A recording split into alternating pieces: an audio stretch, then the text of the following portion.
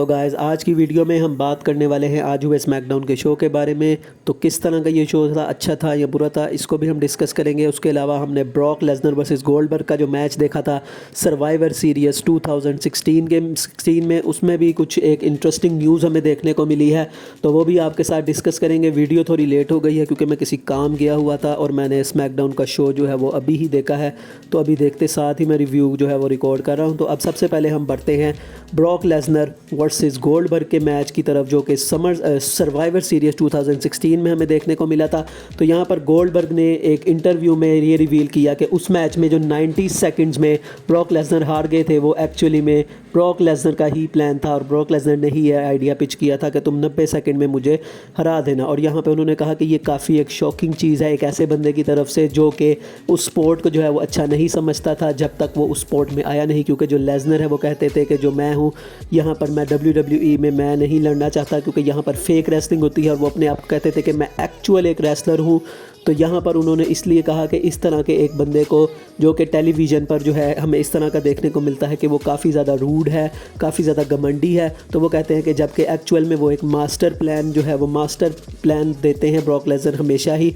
और वो कहते हैं कि उन्होंने ही इस मैच में हारने का जो है वो खुद डिसाइड किया था। तो ये हमें काफ़ी एक अच्छी चीज़ देखने को मिली ब्रॉक लेसनर की तरफ से। अब हम बढ़ते हैं आज के फ्राइडे नाइट स्मैकडाउन के शो पे।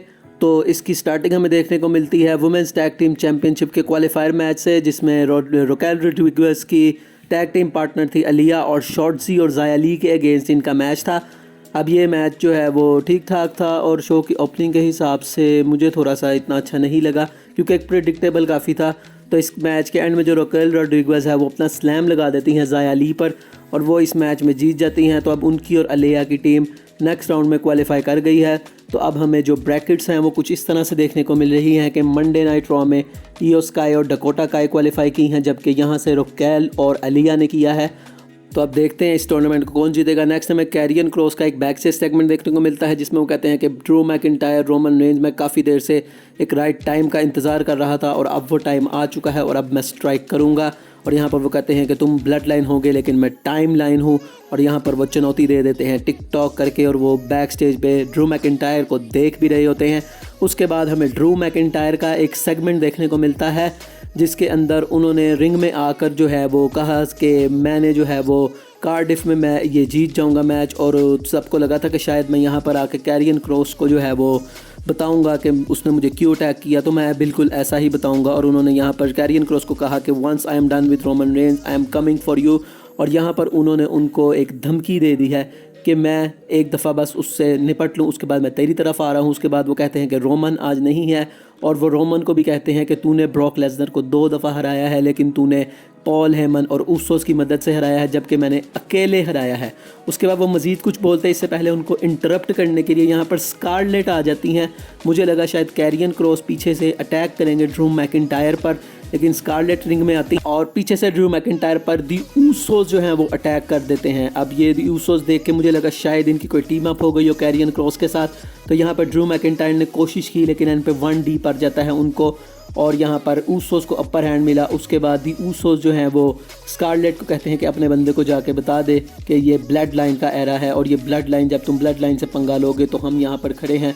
और स्कारलेट यहाँ पर कोई ख़ास जो है वो ऑफेंड नहीं हुई, सिर्फ वो हंस के या मुस्कुरा के यहाँ से चली जाती। नेक्स्ट हमें एरिक और कोफ़ी का फिर से मैच देखने को मिलना था, लेकिन कोफ़ी ने एंट्रेंस पर ही वाइकिंग रेडर्स के ऊपर कैंडलस्टिक से अटैक कर दिया, लेकिन इस अटैक का ज़्यादा फ़ायदा नहीं हुआ। बाद में उन्होंने कम बैक कर दिया और यहाँ पर कोफ़ी किंगस्टन को दोनों ने तोड़ फोड़ कर रख दिया और यहाँ से इनको अपर हैंड मिला। उसके बाद नेक्स्ट गाइज हमें एक बैक स्टेज सेगमेंट देखने को मिलता है जिसमें सैमी ज़ेन रोमन रेंज के लोकर रूम के बाहर खड़े होते हैं और यहाँ पर दी ऊसो सामने आते हैं। तो अभी जो सैमी ज़ेन है वो कुछ बात करते इससे पहले ही यहाँ पर ड्रू मैकिंटायर आ जाते हैं, और ड्रू मैकिंटायर ने यहाँ पर आके दी ऊसोस को दीवार के साथ मार के दोनों को जो है वो डाउन कर दिया, दोनों को मार दिया यहाँ पर। और यहाँ पर उन्होंने स्टेटमेंट दी और उन्होंने यहाँ पे कहा कि जब भी तुम मेरे और रोमन के रास्ते में आओगे तो तुम्हें मैं इसी तरह फोड़ूंगा। और यहाँ पे अगर हम सैमी ज़ेन की बात करें तो दोस्तों सैमी ज़ेन यहाँ से कल्टी मार गए, वो भाग गए। तो क्या इससे वो ये बताना चाह रहे हैं कि वो सिर्फ जो है वो ब्लड लाइन का पार्ट होना चाहते हैं, लेकिन वो उनकी मदद वगैरह कुछ नहीं करते। और यहाँ से देखना इंटरेस्टिंग होगा सैमी ज़ेन का क्या होता है। नेक्स्ट गाइज हमें एक न्यू टैलेंट, एक नई टीम है, उनका जो है वो मैच देखने को मिलता है और यहाँ पर हमें मैच उनका अगेंस्ट द हिटरो देखने को मिलता है। अब हिटरो कौन है? हिटरो NXT में एक जो है वो टैग टीम थी। अब मैं अपनी अगर बात करूं तो मैंने NXT को काफ़ी देर से इतना कोई ख़ास फॉलो नहीं किया, तो मुझे इस टीम का इतना नहीं पता कि ये किस तरह की टीम है। तो इस मैच की अगर हम बात करें तो छोटा सा ये मैच था, यहाँ पर हिटरो ने जो है वो आसानी से इस टीम को हरा दिया। नेक्स्ट गाइस हमें देखने को मिलना था contract signing between Liv Morgan and Shayna Baszler for the women's championship at Clash at the Castle. लेकिन यहाँ पर हमें देखने को मिलता है कि यहाँ रोंडा राउजी जो है वो आ जाती हैं और रोंडा राउजी क्योंकि बैन है, उनको सस्पेंड किया गया है, तो वो यहाँ पर ऑडियंस में से आती हैं और उनके हाथ में एक बैग भी था। तो अब वो रिंग में आती हैं, वो कहती हैं कि मुझे जो है वो नहीं होना चाहिए था यहाँ, मुझे पता है मुझे इस तरह से WWE ने फ़ाइन कर दिया था ये वो। और वो कहती हैं कि ये कोई आखिरी दफ़ा नहीं होगा कि मैं फ़ाइन हूँ, और उसमें काफ़ी ज़्यादा पैसे थे जो वो रिंग में फेंक देती हैं। उसके बाद उनको सिक्योरिटी यहाँ पर आके कहती है कि रिंग से बाहर चली जाओ, और जो फीमेल उसके अंदर जो एक होती है वो उनके ऊपर हाथ रखती है, जिस पे वो रोंडा राउजी मारने लगती हैं, लेकिन फिर छोड़ देती हैं। उसके बाद वो जा रही होती हैं तो शेना बेसलर यहाँ पे आके कहती हैं कि यार तुम क्या कर रही हो, इस तरह से चीज़ें नहीं चलती। तो रोंडा उनको कहती हैं अरे यार तुम तो बच्ची हो, और वो चली जाती हैं। उसके बाद शेना बेसलर हमें रिंग में आती हुई दिखाई देती हैं, और यहाँ पर मैं थोड़ा कंफ्यूज हो गया क्योंकि जो शेना बेसलर हैं वो एज हील जो है यहाँ पर हैं, लेकिन जिस तरह से उन्होंने एंट्रेंस की और जिस तरह से क्राउड ने उनको पॉप किया और यहाँ पर रिंग में आगे भी फिर उन्होंने कहा कि मैं जो है लिव मॉर्गन को क्लैश एट द कासल में जो है हरा दूंगी, यहाँ पर क्राउड उनको चीयर कर रहा था। और जब लिव मॉर्गन की यहाँ पर एंट्री होती है तो मुझे उतनी कोई ख़ास पॉप नहीं देखने को मिली। तो क्या यहाँ पर जो है वो लिव मॉर्गन का हील टर्न हो जाएगा क्लैश एट द कासल में? बहरहाल यहाँ पर जब वो रिंग में आती हैं तो कहती हैं कि तुम मुझे नहीं हरा पाओगी, तुम भी एक रोंडा राउजी की तरह ही लग रही हो और मैंने उसको 2 दफ़ा हराया है तो मैं तुम्हें भी हरा दूंगी। इस पर शेना बेसलर को गुस्सा आता है और वो लिव मॉर्गन के बाजू जो कि इंजर था उस बाजू के ऊपर अटैक करना शुरू कर देती हैं। उन्होंने अपना मूव भी लगाया जो वो बाजू को बेंड करके अपनी टांग उस पर मारती हैं, तो उस पर लिव मॉर्गन जो है वो काफ़ी ज़्यादा तकलीफ़ में थी। मुझे लगा था कि शायद ये सेगमेंट यहीं पर ख़त्म हो जाएगा, लेकिन इसके बाद कॉर्नर पर लेके जाती हैं शेना बेसलर और दोबारा मारने की कोशिश करती हैं, लेकिन यहाँ पर एक बुलडॉग लगा के जो शेना बेसलर है उनको लिव मॉर्गन ने एक टेबल के थ्रू फेंक दिया है और यहाँ काइंड ऑफ सर्वाइव किया है, लेकिन ऑडियंस का उस तरह से पॉप नहीं मिला जिस तरह पहले लिव को मिलता था। तो यहाँ पर देखना अब इंटरेस्टिंग होगा कि क्लैश एट द कासल में इस मैच की बुकिंग किस तरह से होती है। नेक्स्ट गाइस हमें फिर से सैमी ज़ेन और दी ऊसोस का सेगमेंट देखने को मिलता है और ऊसोस कहते हैं कि अरे भाई हाँ, तू तो अपने आप को बड़ा ऑनरी यूज़ कहता है, तो तू भाग गया था तू तो वहाँ से। तो यहाँ पर सैमी ज़ेन कहते हैं कि नहीं, मैं तो सिक्योरिटी को बुलाने गया था, और इस पर दी ऊसोस जो है वो यहाँ पर उन पर गुस्सा हो जाते हैं और वहाँ यहाँ से चले जाते हैं और कहते हैं कि हम रिंग में जा रहे हैं और हम वहाँ जाके ड्रू मैकिंटायर को कॉल आउट करेंगे। उसके बाद दी ऊसोस हमें रिंग में देखने को मिलते हैं और वो यहाँ पर आकर ड्रू मैकिंटायर को कहते हैं कि भाई जल्दी से बाहर आ जा, अपने लिए अपने साथ एक टैग टीम पार्टनर चूज़ कर और जल्दी से आ जा। और यहाँ पर उन्होंने एक टैग टीम मैच के लिए ड्रू मैकिंटायर को चैलेंज कर दिया था। अब ड्रू मैकिंटायर के पार्टनर कौन थे? फिलहाल कोई पार्टनर नहीं था और ड्रू मैकिंटायर यहाँ अकेले ही जो है दी ऊसोस के साथ लड़ने आ गए। तो अब ये काफ़ी एक जिगरे वाली बात है क्योंकि दी ऊसोस इस टाइम अनडिस्प्यूटेड चैंपियन है। तो अब अनडिस्प्यूटेड चैंपियन के साथ किस तरह से एक बंदा लड़ेगा?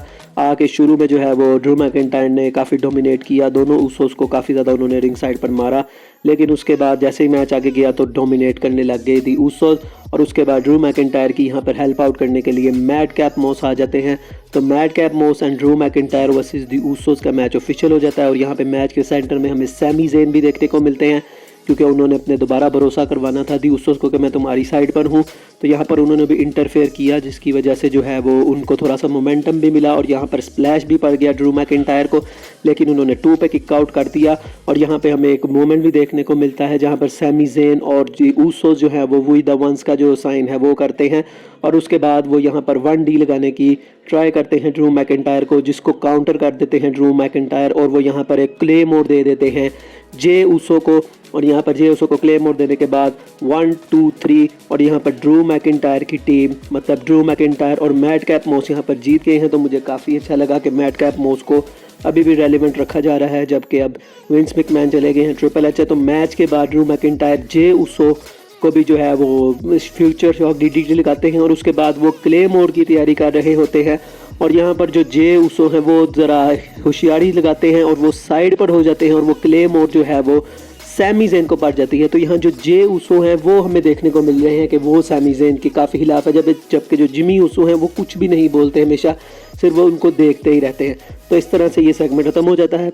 उसके बाद हमें रिकोशे का बैक से सेगमेंट देखने को मिलता है जिसमें वो कहते हैं कि मैं इस टाइम अपनी करियर की एक बहुत अच्छी जो है वो अपॉर्चुनिटीज़ मुझे मिल रही हैं और मैं काफ़ी ज़्यादा पीक पे हूँ और आज जो भी इंटरकॉन्टिनेंटल चैम्पियनशिप मैच जीतेगा मैं उसको फेस करूंगा। लेकिन यहाँ पर वो इससे ज़्यादा कुछ बोलते उन्हें हैप्पी कॉर्बिन ने जो है यहाँ पर आके अटैक कर दिया और उनको यहाँ पर मार के वो यहाँ से चले जाते हैं। उसके बाद मेन इवेंट में दोस्तों यहाँ पर इंटरकॉन्टिनेंटल चैम्पियनशिप के लिए मैच था गुंथर वर्सेस शिंसके नाकामुरा।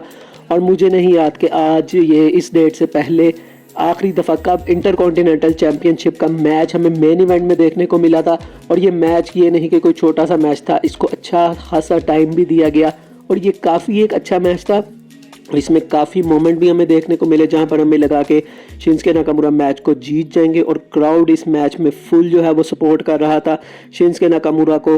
तो क्राउड ने इस मैच को और भी ज़्यादा इंटरेस्टिंग बना दिया। काफ़ी मोमेंट्स में हमें लगा कि शायद टाइटल चेंज हो जाए, लेकिन यहाँ पर एंड पे गुंथर ने अपना पावर बॉम्ब लगा दिया और यहाँ पर गुंथर ने अपनी चैम्पियनशिप को रिटेन कर लिया। तो अब ये देखना इंटरेस्टिंग होगा कि जो इंटरकॉन्टिनेंटल चैम्पियनशिप है उसकी डायरेक्शन आगे क्या होने वाली है और कौन अब आगे स्टेप अप करेगा गुंथर के लिए फॉर द अनडिस्प्यूटेड चैम्पियनशिप। कहा जा रहा है कि शायद शेमस, तो ये तो अब दोस्तों पता लगेगा नेक्स्ट फ्राइडे नाइट स्मैकडाउन में। तो ये था आज का रिव्यू। वीडियो अच्छी लगी हो तो लाइक कीजिएगा, चैनल को ज़रूर सब्सक्राइब कर दीजिएगा। मिलेंगे नेक्स्ट वीडियो में, तब तक के लिए अल्लाह हाफिज़।